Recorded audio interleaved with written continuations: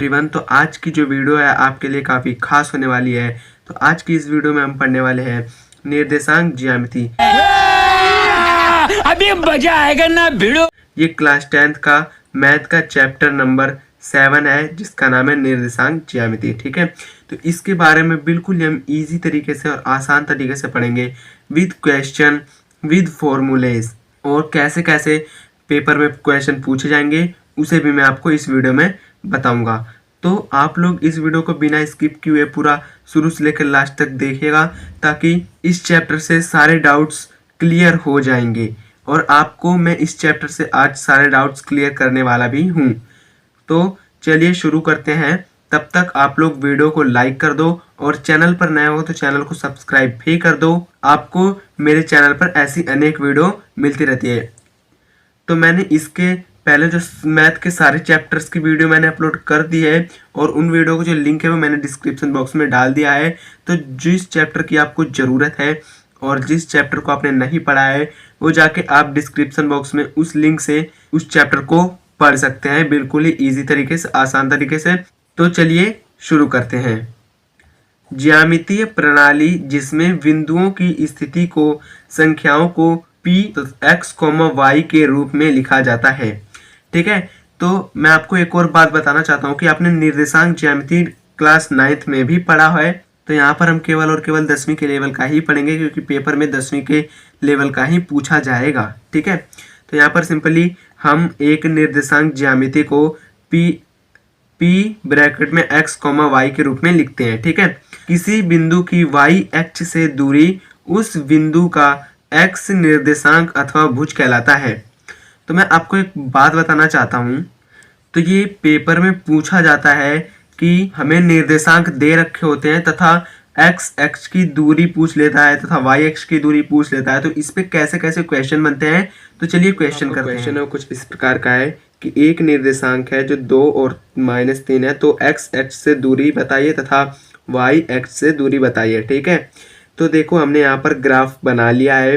तो मैं आपको एक चीज़ बताना चाहता हूँ कि आपने पहले पढ़ा है कि किसी बिंदु की y अक्ष से दूरी उस बिंदु का x अक्ष का निर्देशांक होता है तथा उस बिंदु का x अक्ष से दूरी y बिंदु का निर्देशांक अथवा कोटि कहलाता है। ओके, तो यहाँ पर हमें x अक्ष से दूरी ज्ञात करनी है। तो मैं आपको बताऊँ, जब भी हमें x अक्ष से दूरी पूछे तो हमें y का निर्देशांक उठाना है।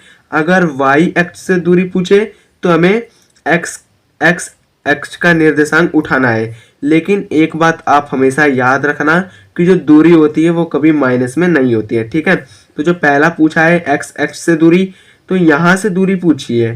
ठीक है, तो यहाँ पर y की वैल्यू क्या है, -3, लेकिन जो दूरी होती है वो माइनस में नहीं होती है। तो यहाँ पर हमेशा जो हम लिख देंगे कि x अक्ष से दूरी जो है, दूरी वो है 3 है। ठीक है, ये हो जाएगा हमारी x अक्ष से दूरी। और तब y अक्ष से दूरी पूछी है तो हमें x अक्ष का मान उठाना है। तो x अक्ष का मान जो है वो 2 है। तो यहाँ पर हम सिंपली लिख लेंगे y अक्ष से दूरी 2 है। ठीक है, आई होप कि आपको ये समझ में आया होगा। जो y होता है इसे हम कोटि कहते हैं। ठीक है, यहाँ पर मैं लिख भी देता हूँ, इसे हम कोटि कहते हैं, एंड इसे हम भुज कहते हैं। ठीक है, x अक्ष, जो x अक्ष होता है इसे हम भुज कहते हैं, एंड जो y अक्ष होता है इसे हम कोटि कहते हैं। ठीक है, तो चलिए हम आगे पढ़ते हैं। यहाँ पर जो हमारा आगे है, किसी बिंदु की y अक्ष से दूरी उस बिंदु का x निर्देशांक अथवा भुज कहलाता है। ठीक है, ये मैंने आपको पहले पढ़ा चुका हूँ। तो किसी बिंदु की x अक्ष से दूरी उस बिंदु का y निर्देशांक अथवा कोटि कहलाता है, ये भी मैंने आपको बताया है। ठीक है, अब इसके आगे जो 2 पॉइंट है वो कुछ इस प्रकार के हैं कि x अक्ष पर स्थित किसी बिंदु के निर्देशांक x तथा 0 होते हैं। ठीक है, जैसे मान लो यहाँ पर मैं ग्राफ बनाता हूँ एक छोटा सा। ठीक है, यहाँ पर बोला गया है कि x अक्ष पर स्थित है, कोई भी बिंदु है वो x अक्ष पर स्थित है, यानी वो यहाँ पर भी हो सकता है, यहाँ पर भी हो सकता है, यहाँ पर भी हो सकता है, यहाँ पर भी हो सकता है, लेकिन यहाँ और यहाँ नहीं हो सकता। ठीक है, और तथा इस पे भी नहीं हो सकता। ठीक है, वो केवल और केवल इस लाइन पर ही होगा। तो देखो यहाँ पर आप लोग कि यहाँ पर जो y होगा वो तो 0 होगा, क्योंकि जब वो इधर ना तो यहाँ स्थित है ना तो यहाँ स्थित है, इसीलिए जो y होगा वो हमेशा 0 होगा, ठीक है। और x एक्स पे वो कोई सा भी मान होगा वो हम यहाँ पर लिखेंगे, ठीक है। और जो नेक्स्ट पॉइंट है वो है हमारा y एक्स पर स्थित किसी बिंदु के निर्देशांक जो होते हैं वो होते हैं 0 तथा y होते हैं। जैसे आप लोग यहाँ पर भी इसे भी देख सकते हैं कि ये y एक्स पर ही स्थित होगा, या तो ये यहाँ होगा, या तो ये यहाँ होगा, या तो ये यहाँ होगा, ठीक है, या तो ये यहाँ होगा, लेकिन इस वाली लाइन पे नहीं हो सकता, ओके। इसीलिए जो x होगा इसमें 0 हो जाएगा तथा जो ये वाली लाइन है इस पे कहीं पर भी कुछ भी संख्या लिखी हो वो हमारी y हो जाएगी। तो आई होप कि आपको ये समझ में आ गया होगा। तो चलिए हम अब आगे बढ़ते हैं। आपको इस स्क्रीन पर दिख रहा है कि प्लस प्लस इसे हम फर्स्ट निर्देशांक कहते हैं, और जो माइनस तथा प्लस में होता है उसे हम सेकंड निर्देशांक कहते हैं, तथा माइनस माइनस जो होता है वो थर्ड निर्देशांक में आता है, और जो प्लस तथा माइनस होता है वो हमारे फोर्थ निर्देशांक में आता है। तो मैंने आपको पहले ही बताया था कि हम इसे x मानते हैं तथा इसे y। तो यहाँ पर जो पहला निर्देशांक होता है ना, तो इसमें ये भी प्लस का है, ये भी प्लस का है, इसलिए प्लस प्लस हो गया, ठीक है। और यहाँ पर जो x है ये माइनस का है तो इसलिए माइनस का होगा, और ये प्लस का है तो इसलिए प्लस का हो गया, ठीक है। और यहाँ पर ये दोनों माइनस के होते हैं, ये भी माइनस ये भी माइनस, तो इसलिए ये दोनों माइनस का हो जाता है। और यहाँ पर जो x है वो प्लस का होता है और जो y है ये माइनस का होता है, ठीक है। हमने एक ग्राफ को 4 निर्देशांकों में 4 भागों में बांटा है, ठीक है। अब चलिए इसके आगे पढ़ लेते हैं। तो यहाँ पर जो इसके आगे है वो है दूरी सूत्र, दो बिंदुओं के बीच की दूरी मापना, ठीक है। ये कैसे मापी जाती है, जैसे ए बी की दूरी मापनी है तो ये हो जाएगा हमें रूट पूरा में फिर x2 माइनस x1 का square plus y2 minus y1 का स्क्वायर। जैसे मैंने आपको यहाँ पर दिखा भी रखा है कि जैसे ये ग्राफ है, ठीक है। यहाँ पर a बिंदु यहाँ है -2 तथा 2 है, और जो b बिंदु है वो है 2 तथा -1 है वो यहाँ। तो हमें इनकी बीच की दूरी ज्ञात करनी है, तो इनके बीच की जो दूरी ज्ञात करेंगे वो इस फॉर्मूले से ज्ञात करेंगे। तो चलिए इसके बेस में मैं आपको एक क्वेश्चन करके दिखाता हूँ। तो जो क्वेश्चन है आपका कुछ इस प्रकार का है कि एक निर्देशांक है जिसका a पॉइंट 5 और 2 है तथा b पॉइंट है वो 7 और 4 के बीच की दूरी ज्ञात करो। तो मान लीजिए हमने ये a पॉइंट है, ठीक है। तो इसका जो निर्देशांक है वो 5 तथा 2 है। तो यहाँ से यहाँ तक की जो b की दूरी है वो हो जाएगी हमारी 7 और 4, ठीक है। तो हमें इसके और इसके बीच की दूरी ज्ञात करनी है। तो मैं आपको एक बात बता दूं कि ये होता है हमारा x1 और y1 और ये होता है x2 y2, ठीक है। तो जो हमारा फॉर्मूला है जैसे हम यहाँ पर लिखते हैं a b की दूरी बराबर ये रूट में होता है, ठीक है। तो यहाँ पर होता है x2 माइनस x1 का square plus y2 minus y1 का होल स्क्वायर, ठीक है। ये हमारा फॉर्मूला होता है। तो यहाँ पर इस फॉर्मूले में हम सिंपली रखेंगे, तो यहाँ पर a b बराबर ये रूट में हो जाएगा। तो यहाँ पर जो हमारा x2 है वो है 7, तो यहाँ पर हम लिख लेंगे 7, ठीक है। इसे ब्रैकेट में कर देंगे, एंड यहाँ पर जो हमारा x1 है वो है हमारा 5, तो यहाँ पर -5 का स्क्वायर प्लस यहाँ पर जो y2 है वो है हमारा 4, तो यहाँ पर 4 लिख लेंगे, और माइनस जो y1 है वो है हमारा 2, तो यहाँ पर 2 फिर इसका स्क्वायर लिख लेंगे, ठीक है। तो यहाँ पर हम लिखेंगे a b बराबर रूट में फिर 5 में 7 में से 5 जाए तो बचेगा 2, 2 का स्क्वायर प्लस फिर 4 में से 2 जाए तो बचेगा 2, तो 2 का स्क्वायर। अब हमें सिंपली ऐसे इसे आपस में काटना नहीं है, ठीक है। तो हमें सिंपली ऐसे करना है a b बराबर रूट और 2 का स्क्वायर होता है 4 प्लस 2 का स्क्वायर होता है 4, तो a b बराबर 4 और 4 जो है वो हमारा हो जाएगा 8। तो हमारी जो a और b के बीच की जो दूरी आई है ना वो आई है हमारी √8। तो इसे हम इस प्रकार भी लिख सकते हैं a b बराबर 2√2, ठीक है। क्योंकि यहाँ पर देख लो आप साइड में, अगर हम 8 को 2 से डिवाइड करते हैं, इसके फैक्टर करते हैं, तो यहाँ पर 4 से कटता है, फिर इसे 2 से काटते हैं तो ये 2 बार में कटता है, फिर इसे 2 से काटते हैं तो ये 1 बार में कटता है। तो यहाँ पर जो जोड़े बनने हैं वो 2 के एक ही बार जोड़े बनने हैं। तो यहाँ पर 1 2 बच जा रहा है, तो इसमें हम 1 2 को बाहर ले लेंगे और 1 2 रूट में ही रहेगा, ठीक है। तो जो a और b के बीच की जो डिस्टेंस है वो है हमारी 2√2। तो आई होप कि आपको ये क्वेश्चन भी समझ में आया होगा। तो चलिए आगे पढ़ते हैं। तो हमारा आगे है कि मध्य बिंदु सूत्र, दो बिंदुओं को मिलाने वाले रेखाखंड के मध्य बिंदु को निर्देशांक, ठीक है। तो यहाँ पर जैसे मान लीजिए ये a है ये b है, ये एक रेखा है, तो इसका मध्य बिंदु है वो है P, ठीक है। तो इसे हम x1 और y1 मानते हैं और यहाँ पर x2 y2 होता है और जो P के निर्देशांक होते हैं वो होता है x और y।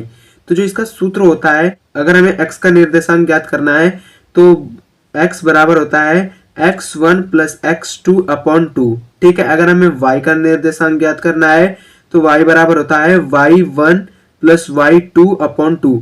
तो इसके बेस पे एक क्वेश्चन है, चलिए इस क्वेश्चन को करते हैं तो आपको और अच्छे से समझ में आएगा। तो चलिए क्वेश्चन करते हैं। तो जो आपका क्वेश्चन है वो कुछ इस प्रकार का है कि एक निर्देशांक है जिसके a पॉइंट है वो है 10 तथा 6 और b पॉइंट है वो है 8 और 4 और यह बराबर अनुपात में विभाजित करती है, तो x तथा y के निर्देशांक ज्ञात कीजिए। तो मान लीजिए ये एक लाइन है, ठीक है। इसे मान लीजिए हमने a और इसे मान लिया हमने b, ठीक है। तो यहाँ पर जो a के निर्देशांक है वो है 10 और 6 एंड जो b के निर्देशांक है वो है हमारा 8 और 4, ठीक है। तो और हमें बीच यानी मध्य बिंदु का निर्देशांक ज्ञात करना है। मान लीजिए हमने इसे P, ठीक है, इस बिंदु को हमने P माना और इसे मान लिया x और y, ठीक है। तो हमें x और y का निर्देशांक ज्ञात करना है।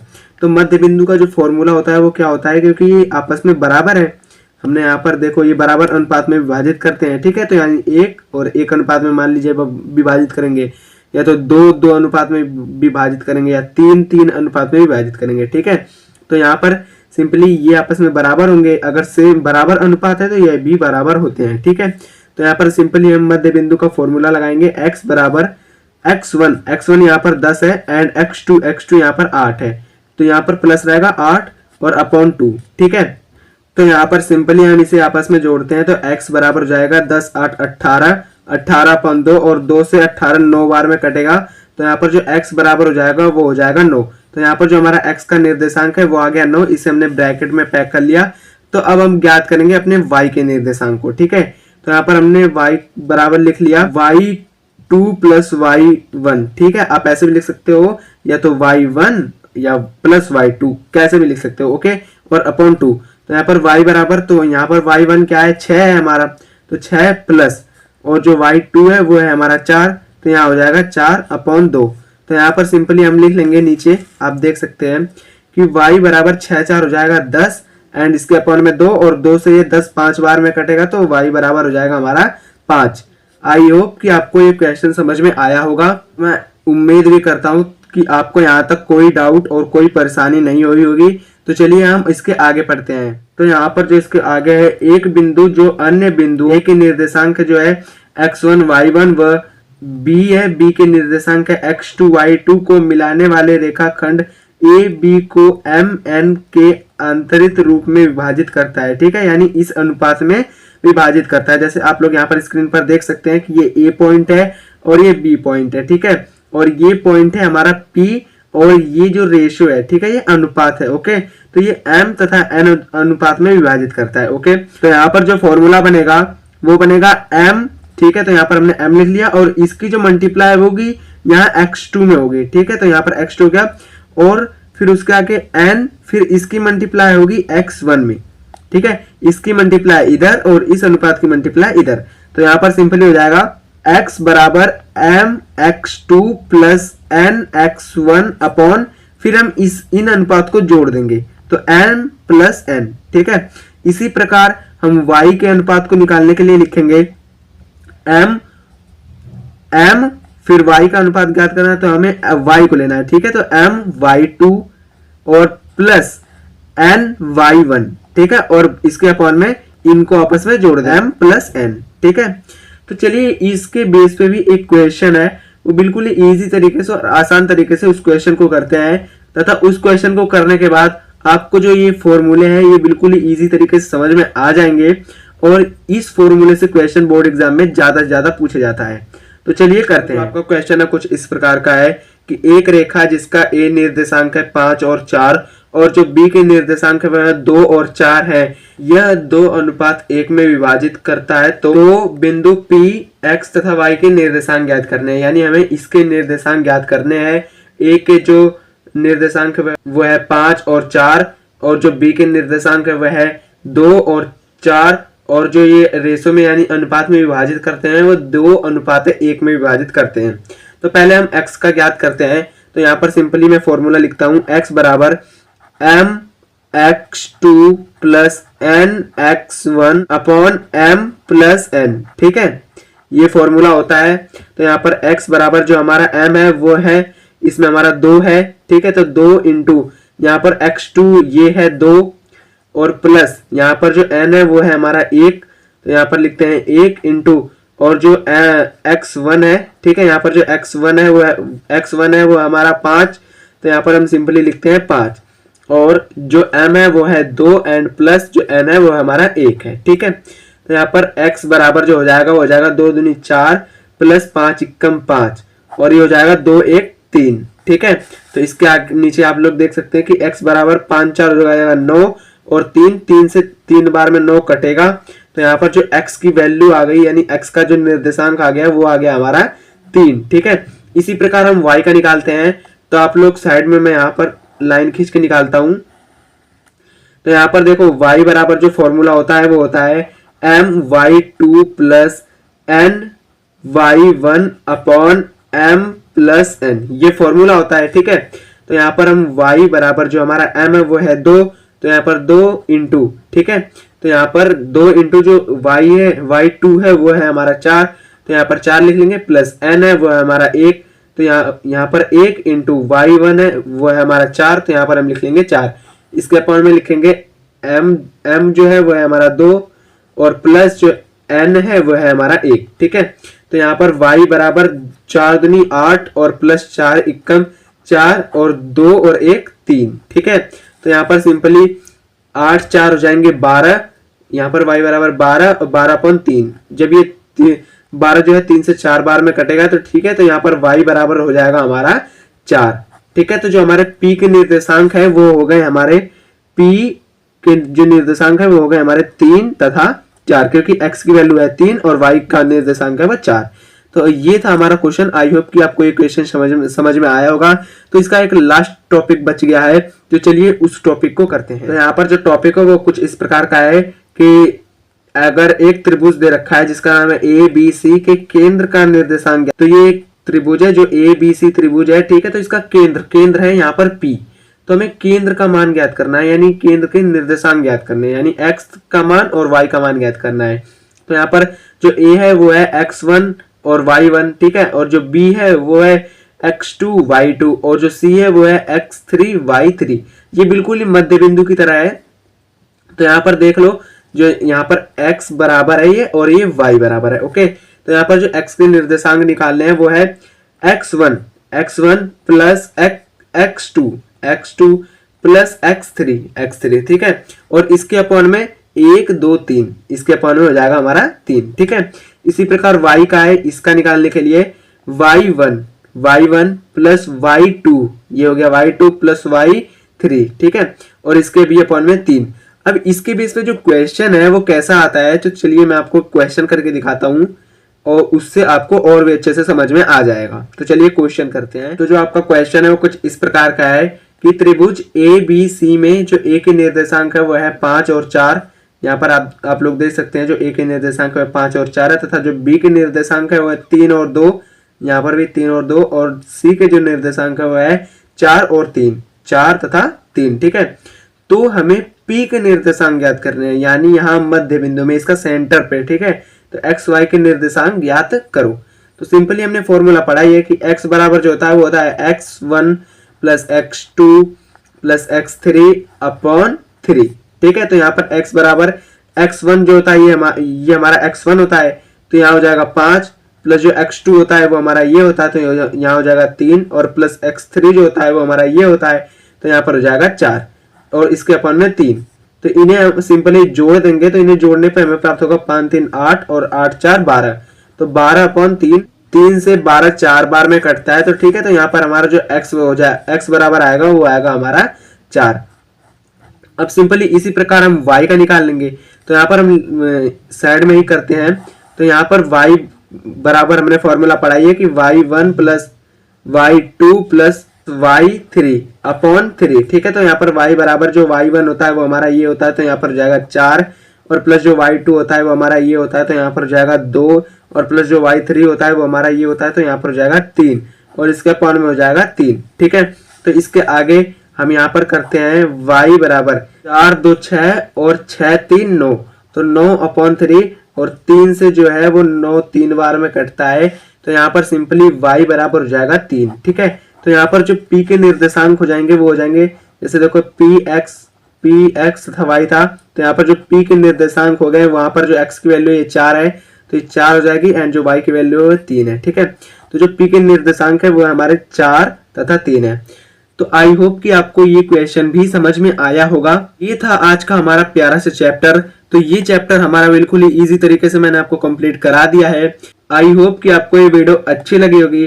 अगर वीडियो अच्छी लगी है तो फटाफट से लाइक ठोको, और अगर आपने अभी तक चैनल को सब्सक्राइब नहीं किया है तो फटाफट चैनल को सब्सक्राइब भी करो। ऐसी अनेक वीडियो मैं आपको अपने चैनल पे डेली प्रोवाइड करवाता रहता हूं, और आपकी क्लास 10th की बोर्ड की तैयारी है उसे भी कंप्लीट करवाता रहता हूं। तो मैंने मैथ के सारे चैप्टर कंप्लीट करा दिए हैं, और उनका जो लिंक है वो मैंने इस वीडियो के डिस्क्रिप्शन बॉक्स में डाल दिया है। जो चैप्टर आपका पेंडिंग रह रहा है जाके आप लोग उस चैप्टर को कर लीजिए। तो वीडियो को यही खत्म करते हैं तथा मिलते हैं आपसे अपनी अगली वीडियो में। तब तक के लिए जय हिंद, जय भारत, तथा आपका वीडियो देखने के लिए दिल से धन्यवाद।